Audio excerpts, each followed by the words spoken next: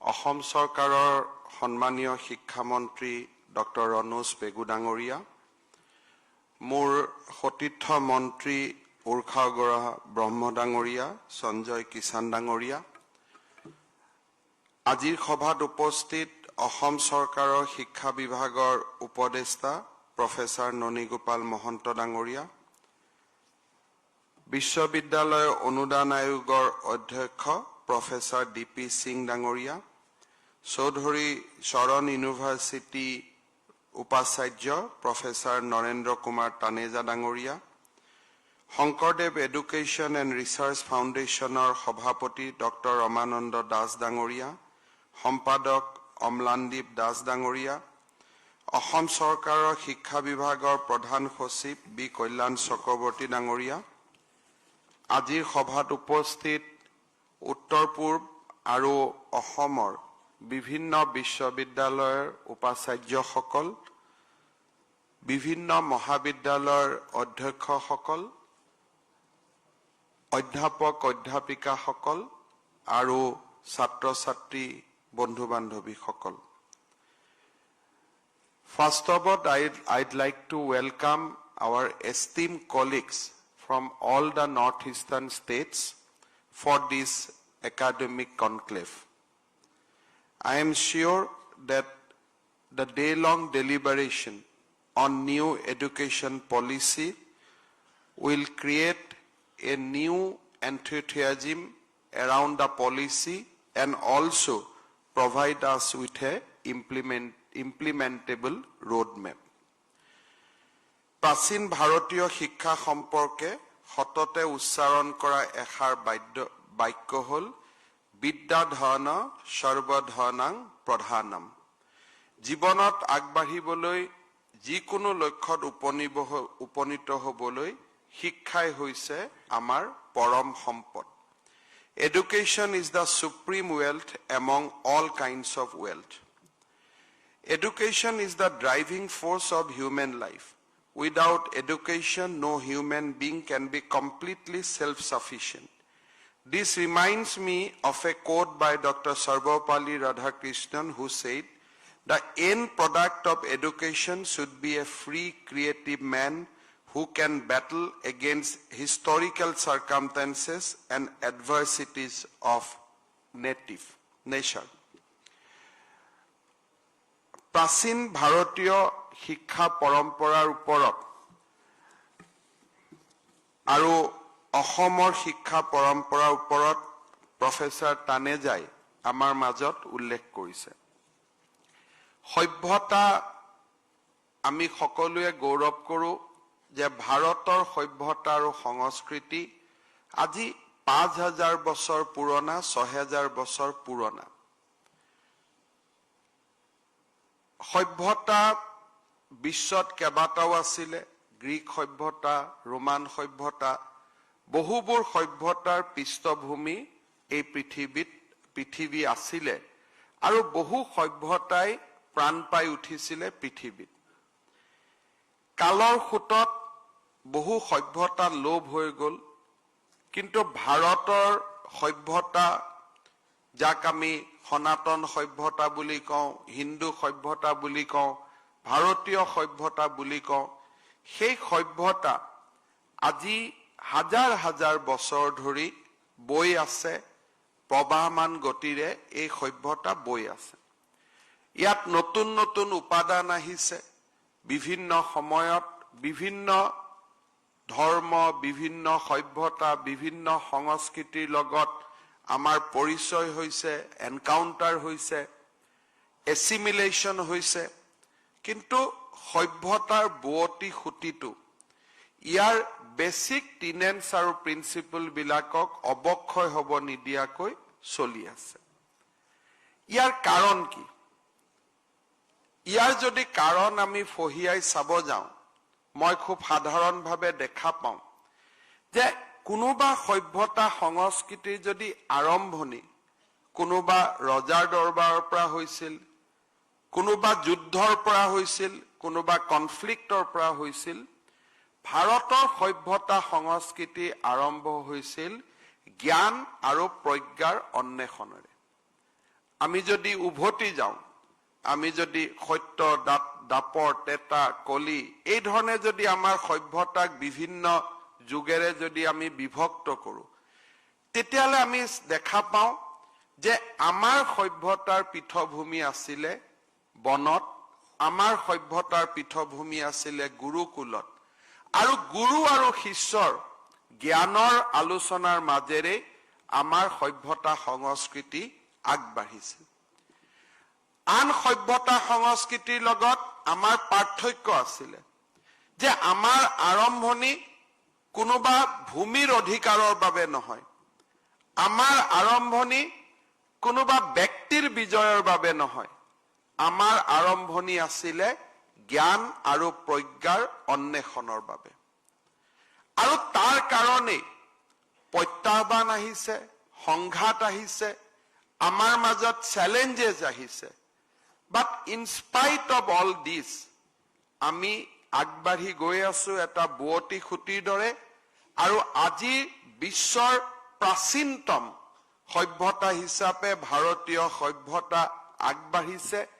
আৰু মই বিশ্বাস কৰোঁ যে অনন্ত কাললৈ পৃথিৱী যিমান দিনলৈ থাকিব সিমান দিনলৈ ভাৰতৰ সভ্যতা সংস্কৃতিৰ বুৱতী খুঁটি চলি থাকিব।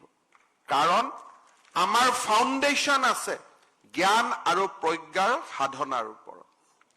ৰাষ্ট্ৰীয় শিক্ষানীতি যেতিয়া আমি আলোচনা কৰোঁ, এই ৰাষ্ট্ৰীয় শিক্ষানীতিয়ে 2020 ৰাষ্ট্ৰীয় শিক্ষানীতিয়ে আমাক পুনৰবাৰ উভতাই লৈ যাব খুজিছে যে কি ভেলুজৰ ওপৰত, কি একাডেমিক টেকনিকৰ ওপৰত, আৰু কি চিন্তা, কি ধাৰণাৰ ওপৰত আমাৰ সভ্যতা সংস্কৃতিৰ সৃষ্টি হৈছিল, আৰু তাত কোনবিলাক আধুনিক উপাদানৰ প্ৰয়োজন আছে।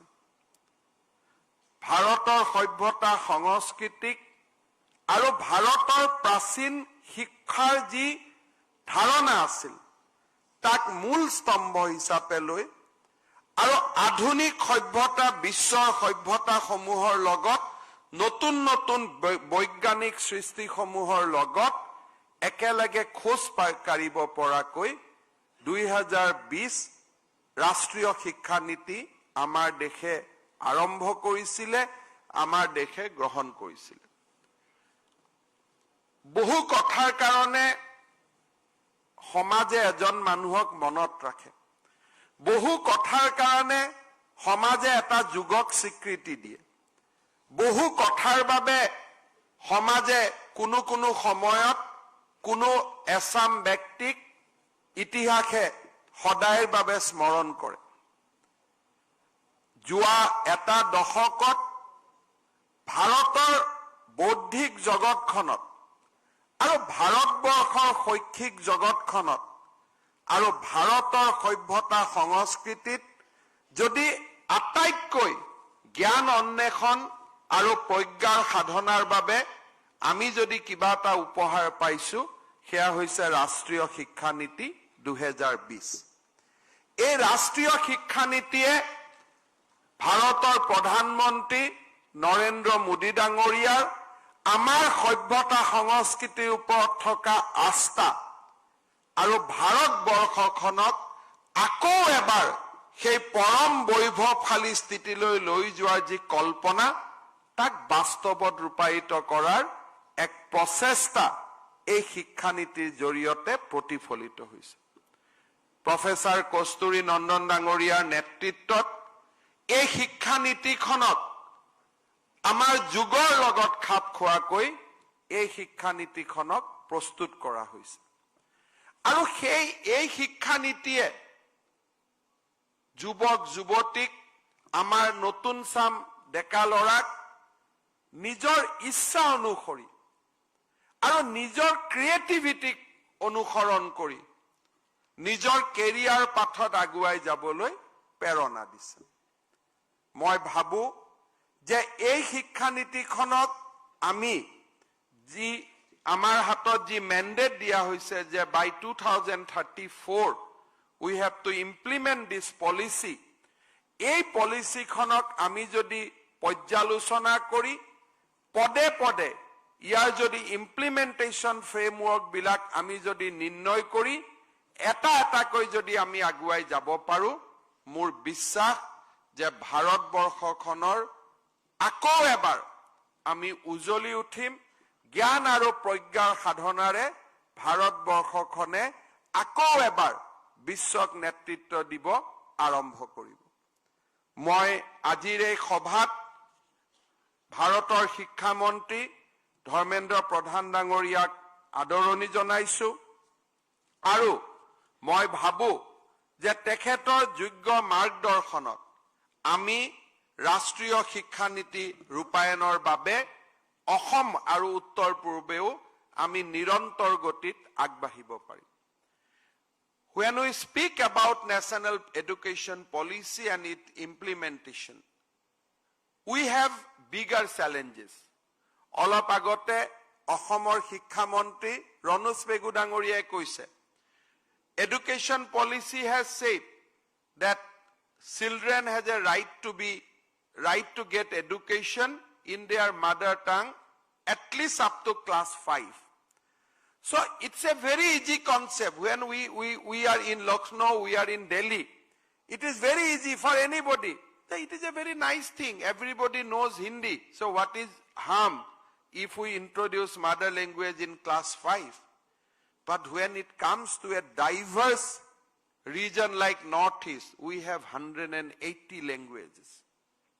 Now state has to recruit or motivate teachers in 180 languages. If at all we go by the spirit, or if we say no, we'll not go by the spirit, we'll go by the letter, pick up 4, 5, 6 languages. But if we are actually interested in implementing this policy, then we have to create syllabus, we have to create textbook, we have to print textbook every year in 180 languages. Today, when we prepare textbook in 4 languages, we face very, very difficult situation. Sometimes we say we prepare, in our textbook corporation, we prepare textbook in Assamese, Bengali, Hindi, English, Bodo. If somehow by mistake, some trucks goes to Barak Valley carrying Assamese textbook, we get reaction out of there. And sometime, if we by mistake, we carry some Bengali textbook to Sibsagar or Dibrugarh, we get reaction from there. Because people are so sensitive about their languages. Even a minor human error is not appreciated. People do not accept. If in a surgery a doctor does something wrong, people will say, no, after all, he is a human being. But if we do some mistake on language, people believe that it is an unpardonable mistake. So implementation of national education policy is a huge challenge in compared to bigger state and in a state where multi-ethnic society is there. The same situation in Arunachal, same situation is Nagaland, because we do not have a single mother language. We have for different tribes, different community, we have different language. Although in Assam we speak Assamese, everybody knows Assamese, but when we say that children has right to be taught under mother tongue, then this is a different ball game altogether. Now how state government will create teacher post for 180 language in northeastern region? How will print textbook? How will distribute that textbook? This is not a human, at least in today's context, it is not immediately possible for anybody. So in this, there are so many other challenges. I am just elaborating one challenges while we are talking about national education policy. So the role of central government will be very, very important. It is not about giving finance, it is not about giving money. The central government and the northeastern state has to work very closely in developing implementation framework so that we can also go equally with the other states of this great country, because we know that this education policy we need to implement for future of this country. There is no option. We cannot say no, Northeastern region will not implement. We have to implement because we want to merge along with the country, and we want to see that Northeastern region is neither financially or academically we are burden on the country, but we are also a contributor on the nation's growth. So today is a very unique opportunity for all of us that Sri Dharmendra Pradhanji, whom we know very closely, he is a friend of Assam. During his tenure as a petroleum minister, he has contributed immensely for the growth of Assam. I must acknowledge that he is one of those ministers who knows the sensitivity of the region, who knows the condition of the region. I want to mention only one example, how he liked or how he loves the state of Assam. When I brought up as a student, we have been always told that Government of India takes out Assam oil and refine it in Barauni, and still people goes to any extent that people still Assam wealth, exploit Assam wealth. That was the version we have heard all along. That is the way we have been taught. That is the way we have been, a situation has been created, a conflict of interest has been created between the rest of India and Assam. But how the thing has changed now? Assam only produce probably 3 million metric ton of crude. This is not enough in comparison to the refining capacities of our refinery. Numaligarh refinery has proposed before us, sir, we want to expand it to 9 million metric ton. Then we said, we have crude. Crude is available. No, sir, there is no crude available. Then how you will do? We have to brought it from Paradip. Because Paradip is a port, crude will come from abroad and we'll take it from Paradip to Numaligarh. Then I asked the Numaligarh people, I have heard that Assam's crude has been exploited, it is being taken away. So how you can brought it now to Assam? They said, no, we'll put a pipeline. And from Paradip, through pipeline, crude will come to Numaligarh. And Numaligarh, it will be refined and it will be sent back Assam, Bangladesh, all entire regional territory, Bengal, Orissa, everywhere it will go out from Assam. I said, is it what you are talking? Is it possible?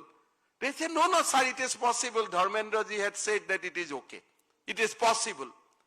And today, that possibility is now no longer a possibility. Work is going on in full swing. And we are going to have not less than 10 million metric ton of oil from Paradip port through pipeline. It will be refined in Numaligarh, demolishing all arguments of our previous generation that crude oils are being taken by Government of India for exploitation. We produce 3 million metric ton and 10 million metric ton will come to Assam from the outside.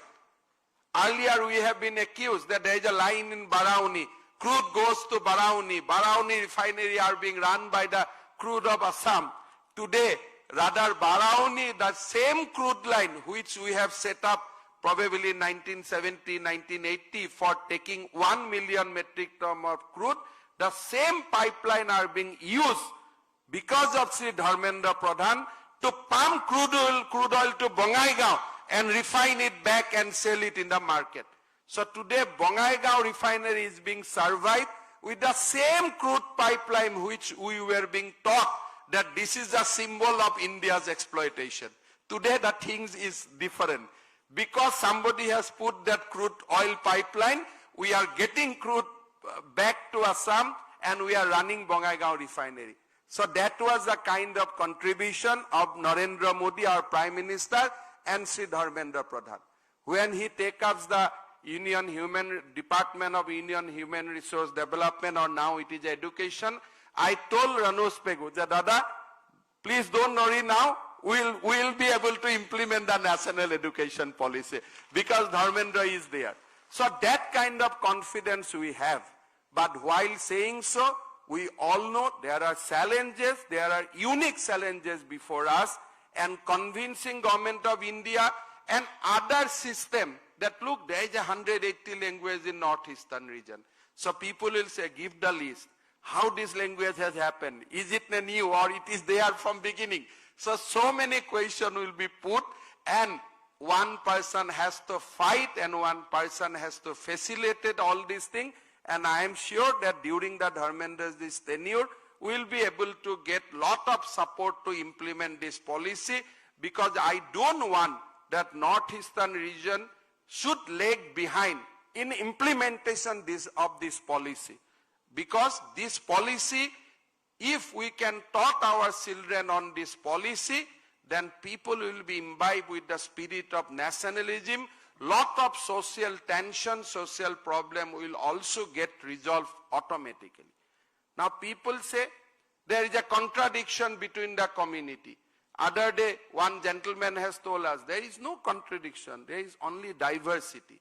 There is a difference between contradiction and diversity. We celebrate diversity. So those are the minor things the left liberal has created an impression in our mind that our society lives in contradiction. But now, because of new education policy, we know that the teaching which were given to us is wrong. We have diversity, we do not have any contradiction. So those kind of small things we need to know, and we need to reform ourselves. Left liberal has done great injustice to our education system. Through this educational policy, we can go back to basics.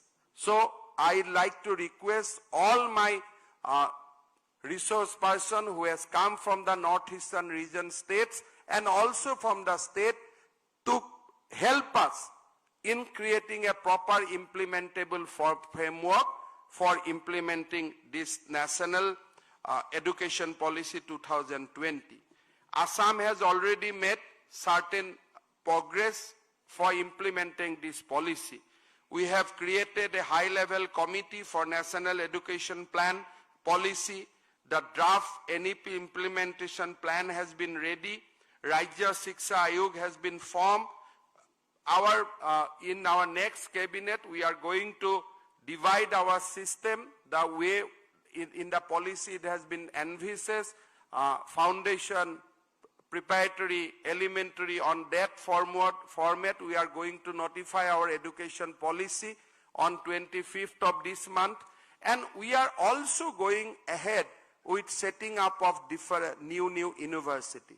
We have already shortlisted that our autonomous college of Lakhimpur, Nagaon, and Jorhat, JB Law College, along with Sibsagar College and Handik College, will be given the status of university in next 2 years of time.